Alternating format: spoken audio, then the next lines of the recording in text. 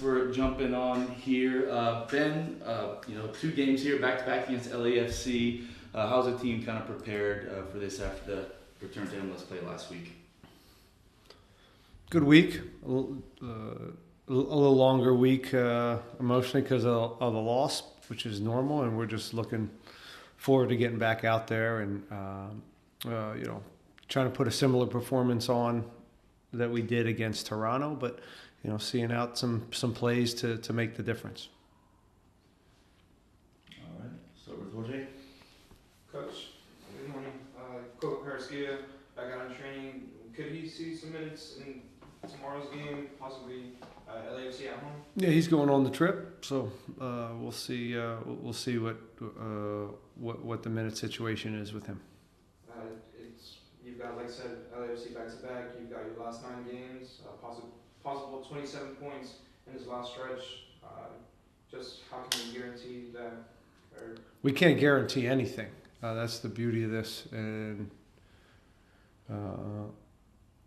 so we'll show up and we'll give everything we have against LA, and we understand, that they're a very good team, and they continue to put themselves in finals year after year because they've proven that they're one of the best teams in this league. They've got some new additions. They got some depth. So although everyone talks about how many games they're having lately, sometimes that helps in rhythm, and they also are very deep. So they'll change a few players. But we're healthy, and I think we have a lot to prove right now. And we understand that points are valuable. Every point counts right now to try to put ourselves in the postseason. Yeah, I mean, eighth place, not ideally where you want to be, but still in the playoff picture. Just how can you climb up the table? I don't know. We can win games. We can get points. Every point matters right now. That should help. But we'll have to play at a very high level. But we have been. Again, we've been playing well. The only real issues of over the last maybe month is that we haven't made some of the plays. And I know coaches say this all the time. It gets old, but that's really the difference half the time in the MLS is seeing out a chance or making a defensive play. So we got to do a lot of little things, in particular against LAFC. Thank you. Yep. All right, Herman, go ahead. Hey Ben, good morning. Morning. Just a question for me today. 2 very interesting playing styles. LAFC is very in your face with 3 attacking forwards, very fast, direct attack. And how do you see this match playing out?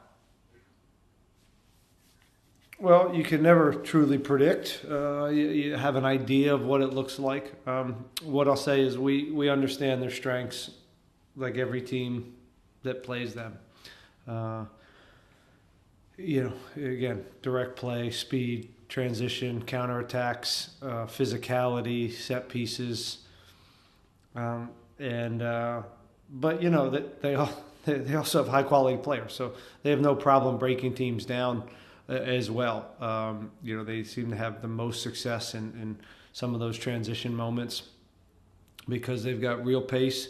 They know how to deliver in a smart way to these players to put them in positions to have success. And again, it happens very quickly there. It happens very quickly against LAFC, where they come from one area where you're comfortable to an area where now you're uncomfortable, and they are getting chances on goal. So that's still about balance. It's about, can we repress? Are we organized behind the ball? Are we making sure that, again, that the balance is there as we're attacking, so we can continue to have the ball, continue to create chances, but also stifle a very high-powered attack. And it's difficult. It's difficult. Again, they continue to win for a reason. They do what they do. They do it well. Again, physical, the quality individuals that they have, the speed, the athleticism, and they're well coached. A big fan of Steve Trunlow. I think he's done a great job there, and defensively they're hard to break down. So they'll get even though at times they will give you possession. It's a very hard team to break down. They back press well. We'll have to be at our best, long story short. Thank you, Ben. Safe travels and best of luck tomorrow. Thank you. All right, Sam, go ahead. Hi, Ben. Hi, Sam. How you doing? Great. All right. My question is this, because this is the stretch of the season where every point count, the playoff is in the horizon and all that. So, reflecting on your tenure so far with the Houston Dynamo, what will you say have been the key learnings that you will apply to this crucial stretch of the season? Come on, Sam. You give me these tough questions this early. What time is it? It's 11:20, man. It's 11:20. I don't answer questions like that till past 12. What have I learned over the last year and a half as my tenure of the Houston Dynamo coach? Is that the question? Yes, that you will apply to this stretch of the season where the playoff is right there in the horizon and every point and every game counts, right? Yeah, I don't, every year is different, Sam, and the mentality and the dynamic of the team is always changing. And so each year is this different animal. So last year's run to this point was very different than I think where we're at right now. Last year we were just finding ourselves out of the League's Cup. And we were just really building who we were, right? Now we have a really good feel at this point of who we are. And again, now I think it's about, for the rest of the stretch, of fine-tuning who we are and making sure our principles are very, not necessarily clear, but we're sticking to what makes us a good team and really identifying what those are. So it's the details right now, I guess, is the difference between here down the stretch and where we were at last year, where we were just continually building who we were. We were extremely, extremely hungry last year. We had a lot to prove. So that also has to come back into,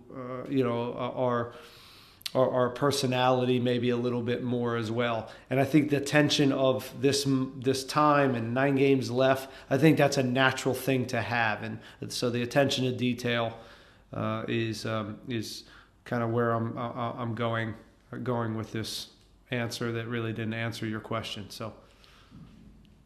All right, I wish you all the best on Saturday. Good luck. Thanks, Sam. All right, Dustin, go ahead. Hey, man. Hey, Dustin.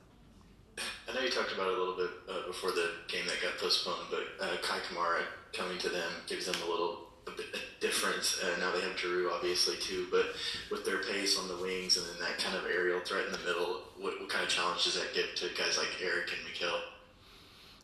The box defending part of this game because of the numbers of balls that do come vertical or come from wide service is important. And then, again, the service itself is real.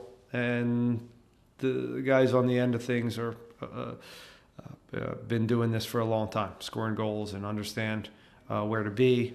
And then they have a physical nature that allows them to get their head on a lot of things if it's an aerial ball. But they also have some experience in they know how to maneuver the box, and Kai's done it forever. And obviously Giroud is a world-class player in that vein. They're a little different between the two, but not necessarily in the box. They both know their way around the box. They have some different, in the run of play, what they offer.